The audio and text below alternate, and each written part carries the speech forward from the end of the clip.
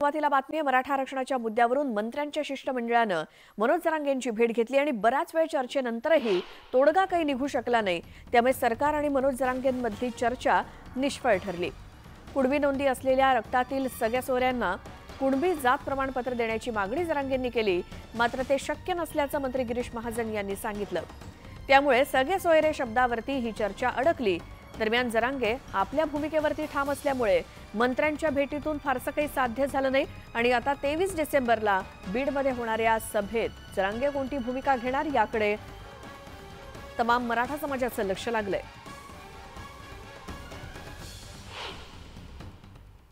तर मग माझा मुलगा आहे, मुलगी आहे, भाऊ आहे, काका आहे, चुलते आहेत, म्हणजे त्यांना ते सर्टिफिकेट मिळू शकतं।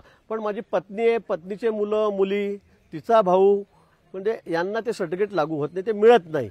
पण तो यात मागच्या वेळी जे बोलणं झालं जरांगे पाटील साहेबांबरोबर, तर त्यात असं लिहिलं की सोयरे संबंध, सगळे संबंध, सगळे सोयरे हा शब्द त्यात टाकला गेलेला आहे। जरांगे पाटील म्हणतात की सोयरे म्हणजे काय, सोयरे म्हणजे आपले वेळीदोही हा शब्दशः अर्थ त्यांनी घेतलेला आहे, पण तो नियमामध्ये कुठे बसत नाही। ज्यावेळेस सरकारनं सांगितलं त्यावेळेस मराठा समाजाने त्यांच्या शब्दाचा सन्मानच केलेला आहे। 3 वेळेस या अगोदरही मुख्यमंत्री साहेबाला 3 महिन्याचा वेळ दिला होता।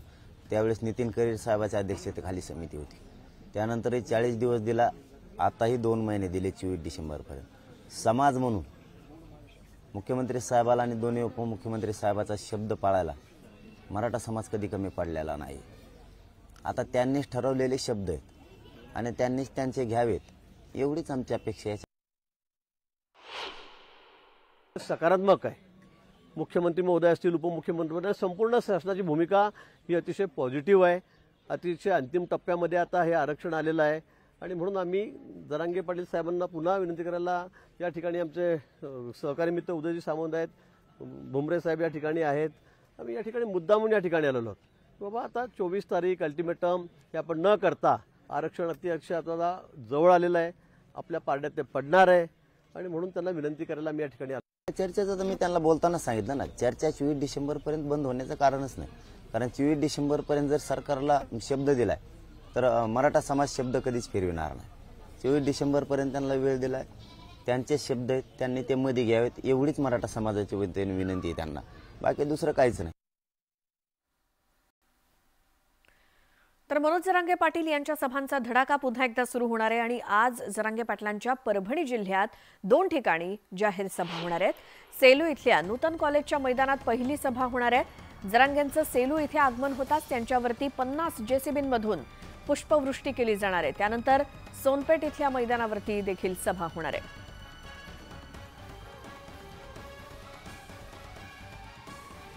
तर जरांगे पाटलांनी मराठा आरक्षणाच्या मुद्द्यावरती 24 तारखेनंतर आंदोलनाचा इशारा दिला आणि याच पार्श्वभूमीवर धाराशिवमधील पोलीस ॲक्शन मोडवरती आलेत। यापूर्वीची ज्या आंदोलकांनी टायर जाळणं, मोर्चामध्ये सहभागी होणं अशा आंदोलनामध्ये सहभाग घेतलाय त्यांना प्रतिबंधात्मक नोटिसा बजावण्यात आल्यात। तसंच ज्यांच्याकडे ट्रॅक्टर आहे किंवा अशा ट्रॅक्टर घेऊन जाण्याची शक्यता आहे त्यांना देखील पोलिसांनी नोटिसा बजावल्यात। आंदोलन हिंसक झालं तर कठोर कारवाईचा इशारा पोलिसांनी दिला। गुन्हेगार होते त्यांच्यावरती प्रिव्हेंटिव्ह ॲक्शनचं काम आमचं चालू आहे। खास करून जे मागच्या आंदोलनामध्ये जे क्रिमिनल एलिमेंट्स हे आंदोलनामध्ये मिक्स होऊन जाळपोळ करणे, टायर जाळणे एक्सेट्रा हे केलेले आहे, त्यांच्यावरती प्रिव्हेंटिव्ह ॲक्शन आम्ही चालू केलेले आहे। जे बाकी नोटिसेस देणे ते पण काम चालू आहे। खास करून जे ट्रॅक्टर रॅलीमध्ये काही सहभाग होऊ शकतं या अनुषंगाने जे ट्रॅक्टर मालक आहे त्यांच्यासाठी पण आम्ही नोटिसेस काढलेले आहे। आता पुढच्या बातमीकडे वळतोय। जितेंद्र आव्हाड भांबावलाय, पागल झालाय असा एकेरी उल्लेख करत विरोधी पक्षनेते विजय वडेट्टीवारांनी आव्हाडांवरती टीका केली। राष्ट्रवादी काँग्रेसचे आमदार जितेंद्र आव्हाड यांनी निधी वाटपावरून महाविकास आघाडीच्या नेत्यांवरती टीका केली आणि विरोधी पक्षातील काही नेत्यांना श्रीखंड तर काहींना पिठलं भाकरी मिळाली। ठराविक मोठ्या नेत्यांनाच निधी मिळाला आणि 90% आमदारांना निधीच मिळाला नाही अशी तक्रार आव्हाडांनी केली आणि त्यांच्या बोलण्याचा रोख हा विरोधी पक्षनेते विजय वडेट्टीवार, अशोक चव्हाण, बाळासाहेब थोरात आणि नाना पटोले यांच्याकडे होता। यावरती विजय वडेट्टीवार यांनी उत्तर दिलं।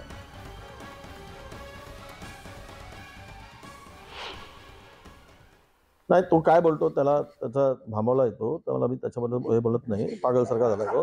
काय बोलावं, आम्ही काही कोणाच्या दालनात जाऊन पैसे मागितले नाही. विजय वडेट्टीवार असेल, नाना पटोलेला पैसे मिळाले, बाळासाहेबांना मिळाले, थोडे थोडे पैसे मिळाले. आम्हाला 26-27 कोटी रुपये. ठीक आहे, जे मिळाले ते त्यांना पण काही कमी जास्त बाळासाहेबांना मिळाले. तसंही जयंत पाटलाला मिळाले, त्याच्याकडे का नाही बोलला तो? जयंत पाटलांना मिळाले, राजेश टोपेला पैसे मिळाले. आपल्या पक्षाच्या माणसावर करायला पाहिजे ना आरोप, आमच्यावर का करतो? आता त्याच्या डोक्यात काय घुसलंय ते सीएम आहे आणि त्या मतदारसंघाला लागून त्यांचा मतदारसंघ आहे जुन्नरचा, तर त्यांचं ते काय अपसात आहेत, त्याच्यामुळे तो राग आमच्यावर करतो. राष्ट्रवादीच्या अजित पवार गटाची आज मुंबईमध्ये बैठक होणार आहे आणि या राज्यस्तरीय बैठकीला सकाळी 10 वाजल्यापासून सुरुवात होणार आहे. निवडणुकीच्या पार्श्वभूमीवर होणाऱ्या बैठकीत विविध मुद्द्यांवरती चर्चा होणार असल्याची माहिती मिळते आणि या बैठकीला राज्यभरातील जिल्हाध्यक्ष आणि पदाधिकारी उपस्थित राहणार आहेत. सकाळी 10 वाजल्यापासून बैठक सुरू होईल. संध्याकाळपर्यंत कार्यकर्ते, जिल्हाध्यक्ष आणि पदाधिकाऱ्यांना मार्गदर्शन करण्यात येणार आहे.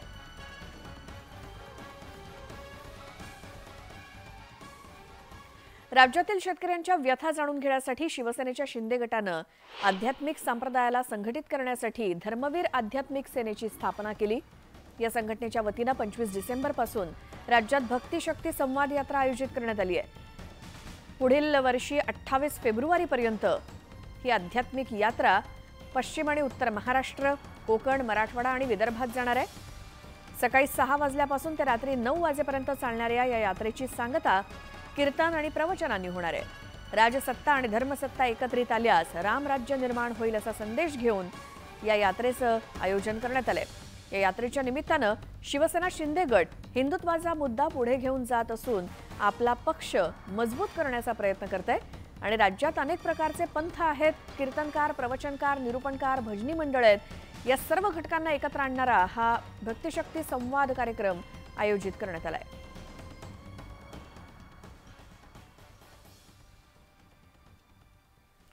आमदार जितेंद्र आव्हाड यांनी केलेल्या राजकीय दाव्यांमुळे राज्यामध्ये चर्चांना उधाण आलंय. राष्ट्रीय स्वयंसेवक संघानं भाजपला स्वबळावर लढण्याचा सल्ला दिल्याचं वक्तव्य आव्हाडांनी केलं. इतकंच नव्हे तर कोण कोणाच्या तिकिटावरती लढणार हे आव्हाडांनी सांगितलं आणि आव्हाडांच्या या वक्तव्यावरती महायुतीच्या नेत्यांनी काय प्रतिक्रिया दिली आहेत पाहूयात. उर्वरित लोकसभेचे महाराष्ट्रातले खासदार आहेत, हा प्रत्येक जण ह्या प्रयत्नात आहे की आपल्याला कमळ निशाणी मिळावी. भाजपचं काम हे बाहेर असलेले खासदारच करणार आहेत. आमदार जितेंद्र आव्हाड यांनी व्यक्त केलेला हा अंदाज सध्या चांगलाच गाजतोय. भाजपला राष्ट्रीय स्वयंसेवक संघानं स्वबळावर निवडणुकीच्या मैदानात उतरल्याचा सल्ला दिल्याचंही आव्हाड म्हणाले. परिणामी महायुतीत असलेली एकनाथ शिंदेची शिवसेना आणि अजित पवारांचा गट त्यांच्या चिन्हावर लढणार नाही. धनुष्यबाण आणि घड्याळ सोडून दोन्ही पक्षांना भाजपनं कमळ हाती घ्यावं लागणार असल्याचं मोठं वक्तव्य जितेंद्र आव्हाड यांनी केलंय. जितेंद्र आव्हाड देखील संघाच्या किंवा भाजपच्या जवळ आलेल्या आहेत की अंतर. मी एकदम जवळ गेलोय, तुम्हाला माहित नाही, मी एकदम कोर गटात गेलोय त्यांच्या. उर्वरित लोकसभेचे महाराष्ट्रातले खासदार आहेत, हा प्रत्येक जण ह्या प्रयत्नात आहे की आपल्याला कमळ निशाणी मिळावी. भाजपचं काम हे बाहेर असलेले खासदारच करणार आहेत. जितेंद्र आव्हाड यांनी केलेल्या वक्तव्यामुळे महायुतीत सर्वच पक्ष कमळ चिन्हावर लढणार का असा प्रश्न उपस्थित झाला. स्वतंत्र पक्ष असलेले शिवसेना आणि अजित पवार गट त्यांची चिन्ह गुंडाळून ठेवतील का अशी चर्चा राजकीय वर्तुळात सुरू झाली. परिणामी शिवसेना आणि अजित पवार गटाच्या नेत्यांनी राजकीय रणांगणात उतरून जितेंद्र आव्हाड यांचा चांगलाच समाचार घेतलाय. मला निवडणूक कशा जिंकायच्यात किंवा कशा लढायच्यात हा निवडणुकीचा विषय भाजप आणि आम्ही मिळून ठरवू. त्याबद्दल या लोकांनी चिंता करायचं काहीच कारण नाही. जितेंद्र आव्हाडांच्या राजकीय अंदाजामुळे थेट भाजपच्या रणनीतीवर प्रश्नचिन्ह उपस्थित झालं. परिणामी भाजपनंही जितेंद्र आव्हाडांना जशास तसं उत्तर दिलं. जितेंद्र आव्हाडाला रोज काहीतरी स्टंट करायचा असतो आणि मीडियामध्ये राहायचं असतं. भारतीय जनता पार्टीची कुठलीही बैठक झाली नाही, संघासोबत तर बिलकुलच झाली नाही. संघ अशा बैठकी घेत नाही आणि कोणताही असा निर्णय नाही. भारतीय जनता पार्टी ही महायुतीमध्येच लढणार आहे. निवडणुकीच्या तोंडावर प्रतिस्पर्ध्यांमध्ये चलबिचल आणि अविश्वास निर्माण करण्यासाठी अनेकदा स्फोटक वक्तव्य केली जातात, अंदाज वर्तवले जातात। आता जितेंद्र आव्हाड यांनी वर्तवलेला अंदाजही त्याच पठणीतला आहे का हे लवकरच स्पष्ट होईल। Bureau report, news 18 Lokmat. तर गुलाबराव पाटील यांनी जितेंद्र आव्हाड आणि संजय राऊतांवरती जोरदार निशाणा लगावलाय आणि निवडणुकीच्या मुद्द्यावरती आव्हाडांनी ट्विट करून महाराष्ट्रामध्ये भाजप एकटीच लढेल आणि ज्यांना भाजपसोबत निवडणूक लढवायची आहे त्यांनी कमळावरती निवडणूक लढवावी असं भाजप आणि आरएसएसच्या बैठकीत ठरल्याचं ट्विट आव्हाडांनी केलं होतं। आणि त्यावरून गुलाबराव पाटलांनी आव्हाडांना प्रत्युत्तर दिलं, आम्ही शिंदे साहेबांना नेता मानतो आणि ते जो निर्णय घेतील त्यानुसार आम्ही त्यांच्यासोबत काम करू, तर कोणत्या पक्षावर लढायचं त्याचं टेन्शन तुम्ही घेऊ नका असा टोलाही त्यांनी आव्हाडांना लगावला। आणि यावेळी बोलताना त्यांनी राऊतांना देखील खडे बोल सुनावले। हे बघा, आता आम्ही जे आहे ते एकनाथ शिंदेंच्या भरोशावर आहोत आणि ते सांगतील त्या पद्धतीने काम करू। कोणत्या पक्षावर लढायचं, अपक्ष लढायचं, काय करायचं, शेवटी इथे असेल मनाच्या देवाच्या मनी तर घरी चालून येतं ते, त्यामुळे ते टेन्शन घेऊ नका आपण, ठीक आहे। कोणतरी काळे नावाचा माणूस कोर्टात गेला होता, कोर्टामध्ये ती केस या ठिकाणी फेटाळलेली आहे आणि कोरोनाच्या काळामध्ये सगळे अधिकार हे कलेक्टरचे असतात, कारण की तो या ठिकाणी आपत्ती व्यवस्थापनचा अध्यक्ष असतो। पालकमंत्र्याचा काही त्या ठिकाणी पाहिजे त्या प्रमाणात संबंध येत नाही, पालकमंत्री फक्त सूचना करत असतो। त्यामुळे निश्चितपणाने आपसामध्ये भानगड लावण्याचं काम हे करतायत। राऊतांनी पहिले राहिलेले जे 16 आमदार आहेत ते सांभाळावे। जळगाव लोकसभेच्या जागेवरती शिवसेना शिंदे गटाचे जिल्हाप्रमुख निलेश पाटील यांनी दावा केल्यानंतर त्यांना अतिउत्साही कार्यकर्ता म्हणत भाजप आमदार सुरेश भोळे यांनी उत्तर दिलं होतं आणि याला आता पुन्हा निलेश पाटलांनी प्रत्युत्तर दिलंय। आमदार भोळेंची आमदारकी तरी शाबूत राहील का, त्यांना आमदारकीसाठी पुन्हा तिकीट तरी मिळेल का असा टोला त्यांनी लगावला।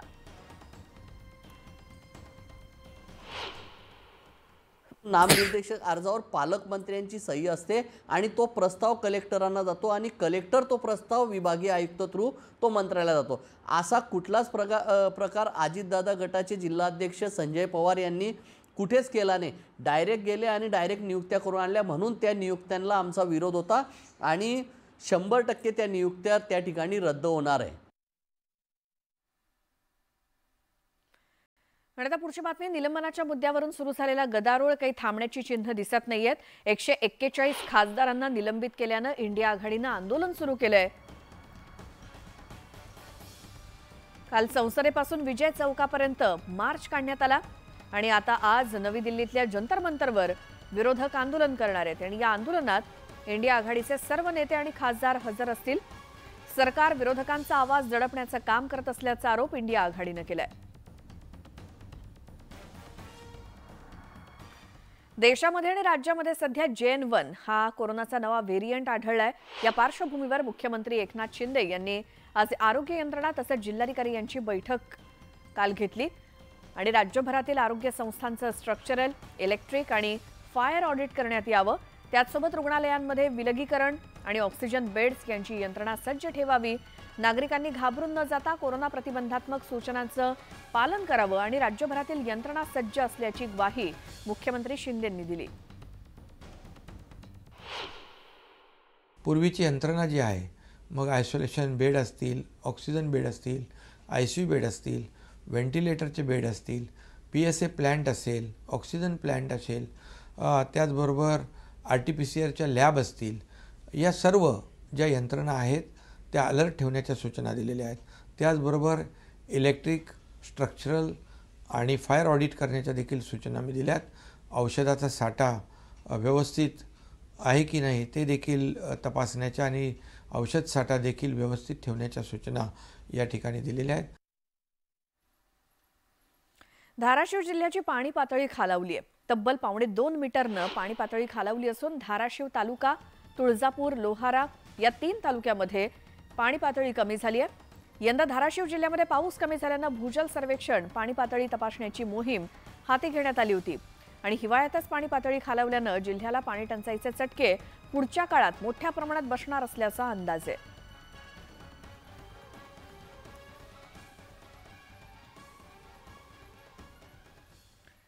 चांदवडमध्ये अवकाळी पावसाचा फटका पिकांना बसत असल्याचं समोर आलंय।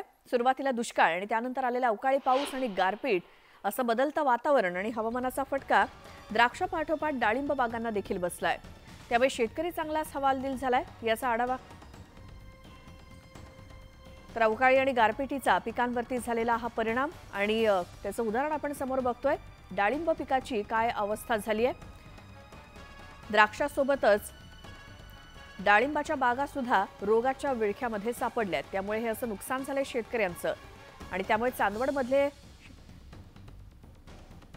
डाळिंब बागायतदार हे सध्या आर्थिक संकटात सापडलेत। आधी दुष्काळ आणि त्यानंतर अवकाळी पाऊस, गारपीट अशा संकटामध्ये हा शेतकरी सापडलाय। काही दिवसापूर्वीच चांदवड, मनमाड, मालेगावसह नाशिकच्या ग्रामीण भागात अवकाळी पाऊस, गारपीट आणि वादळाने थैमान घातला होता। याचा फटका केवळ रब्बी पिकांनाच नाही तर फळबागांनाही बसलेला आहे। मी आता उभा आहे एका डाळिंब बागात। हा 3 एकरावरील डाळिंब बाग आहे। मात्र गारपीट, अवकाळी पावसामुळे याच्यावर रोगराई आलेली।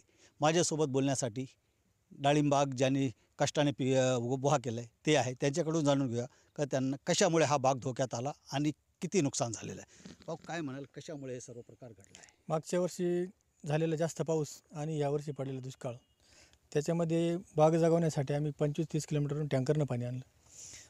4,000 रुपये टँकरला खर्च यायचा। एका दिवसाला एक टँकर पूर्ण बागेला 3 एकर लागायचं।